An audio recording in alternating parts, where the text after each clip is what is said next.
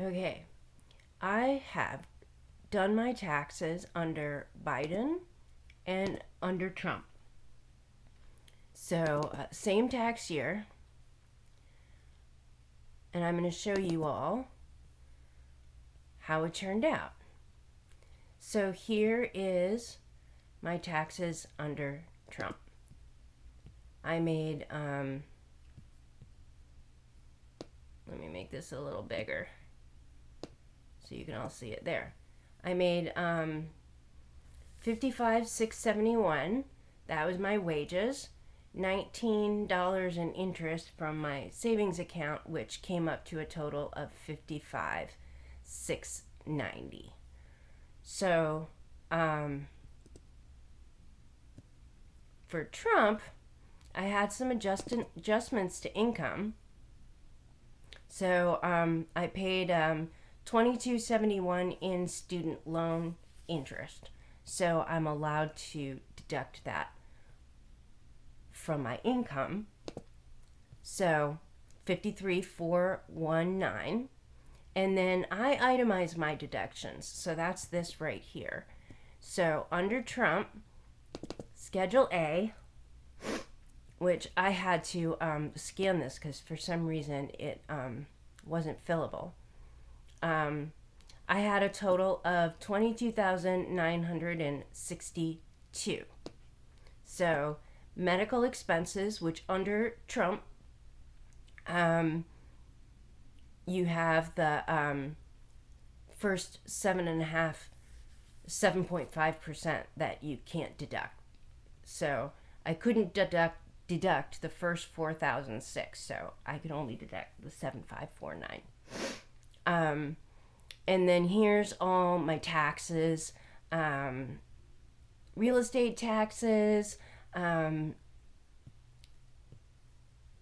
think I used general sales tax because I bought my car that year.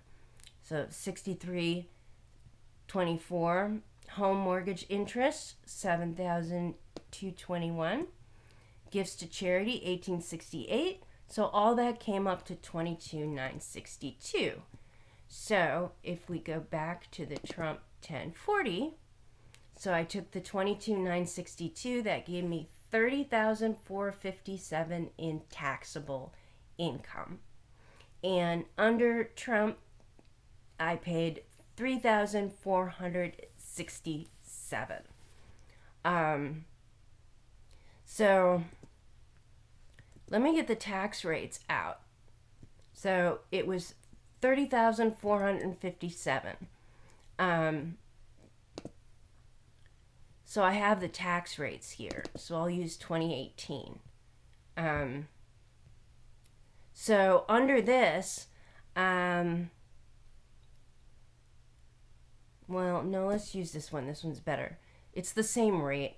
So I had 30,000, so that puts me in this bracket right here. So I pay 12%, which kind of makes sense if you look at the 1040, because it's just a little bit over. So 334.67 is just a little bit more than 30,457. So that's, basically 12%. It's not technically how it works, but it's just an easy way to think about it. So that's what I paid under Trump. So the next question is, what did I pay under Biden? Because the tax rate before Trump's act was a little bit higher. Oh, hold on a second. I gotta go here. Sorry. So this is the tax rate for Biden. So he's got 10% here, but then the next bracket under Biden is 15%, not 12%. So it's 3% higher. Under Trump, it was 22%, and under Biden, it's 25%. So just a few percentage points higher.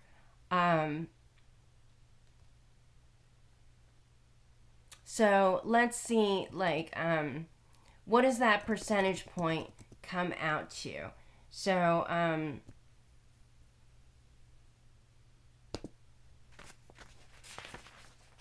under, where's my Trump page? Because my income was different under Biden and Trump. Okay. 53,419. So 53,419 times an extra 3%. So that's an extra $1,600 that I would pay under Biden.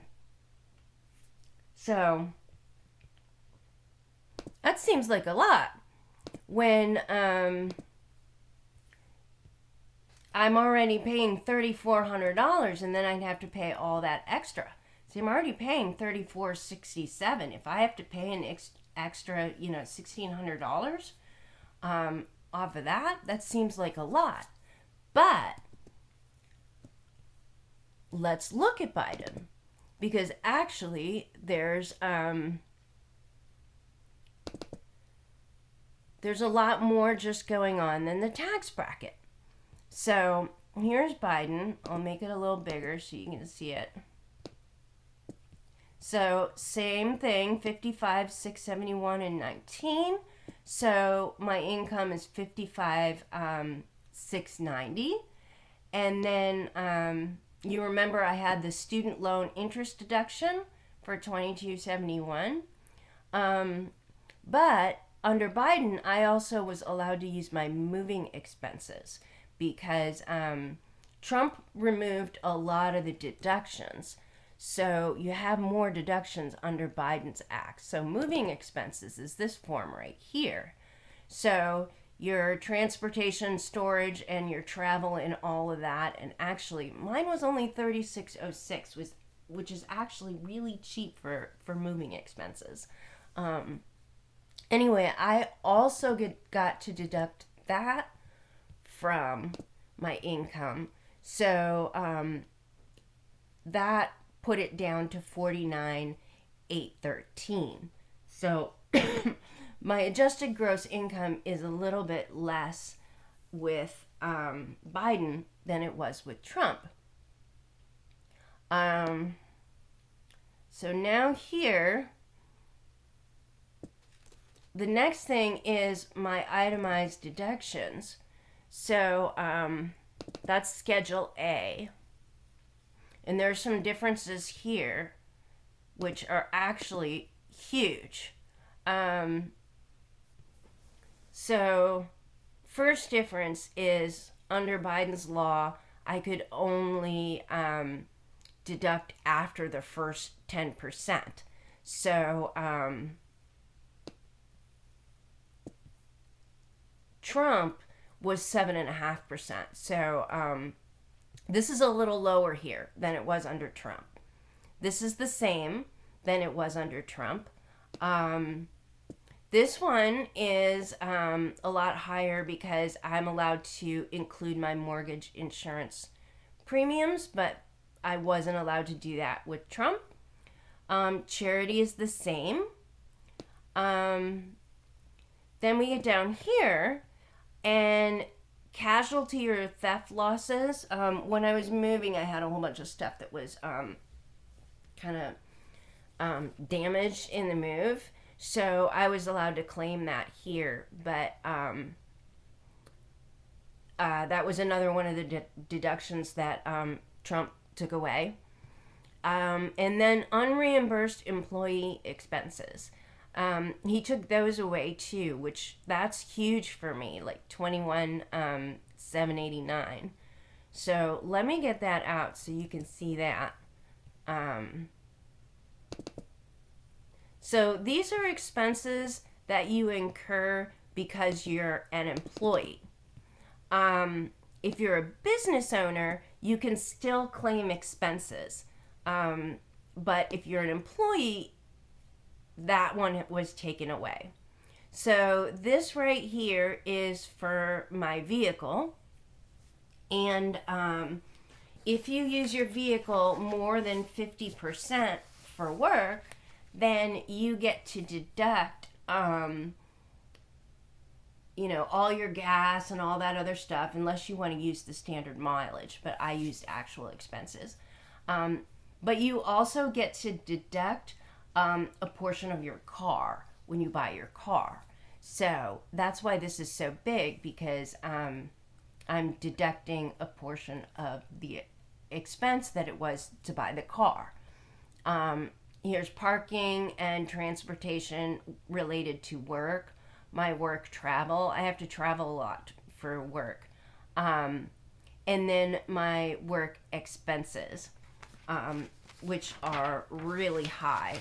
That's because I work as a college professor, and I'm not like the tenure type professor, but I do adjuncting. And usually when you do that, they don't give you an office, so I have a home office that I have to use, and then you work at multiple campuses, and they don't give you any supplies, and they basically don't pay for anything that you need, and so you have to pay for a lot of that out of your pocket. So professional dues, union dues, searching for a job, any research expenses or whatever, because that's part of what I do, subscriptions to magazines related to your work, clothing that you use exclusively for work, tools that you use for work, education, like continuing education, supplies, stuff like that. So that's what this is. So all of that came up to $20,000, and then this here is your meals, which you can deduct, but you have to take 50% off, so you can only deduct half of your meal. So that 20 plus that is 21,789, which I'm on the wrong one. Schedule A. No, wrong Schedule A. This Schedule A. 21,789, and then that's my job expenses. The $75 is because I paid somebody to help me with my taxes, because I had all of this stuff, and I was moving, so I had stuff in one place and another place. So you're allowed to deduct that, but Trump took that away too. So these are like miscellaneous type of deductions, so you have to take 2% off, so that was $996, so that's $28,868. So when you add all this up, it's $44,681. Obviously, this $20,000 for employee expenses is huge. And, most of us are employees, and there's a lot of things that we have to buy for work. So, yeah, it's a few percentage points lower in the tax bracket. And, yeah, like the percentage here for medical expenses is lower, but there were a lot of things that were taken away, like the mortgage interest and employee business expenses and tax preparation fees and moving expenses. So actually, if you go to the Biden 1040, I was able to deduct almost my entire income, which happens pretty much every year, because like I said, they don't pay me hardly anything, and most of the money goes right back into my work. So I only had $1,000 of taxable income. So under Biden, it would only be $109. So let's see. What did I pay under Trump? $34.67. So where's my calculator? Oh, here it is, right here. $34.67. Let's see what the difference was between the two of them. $34.67 minus $109. So I paid under Trump an extra $3,358. So that's my taxes. Trump versus Biden. So Trump was not lower for me. He was $3,358 more, because of all of this stuff that is taken away. If you don't own your home, you don't itemize, then this probably wouldn't matter to you. But obviously, it really matters to me.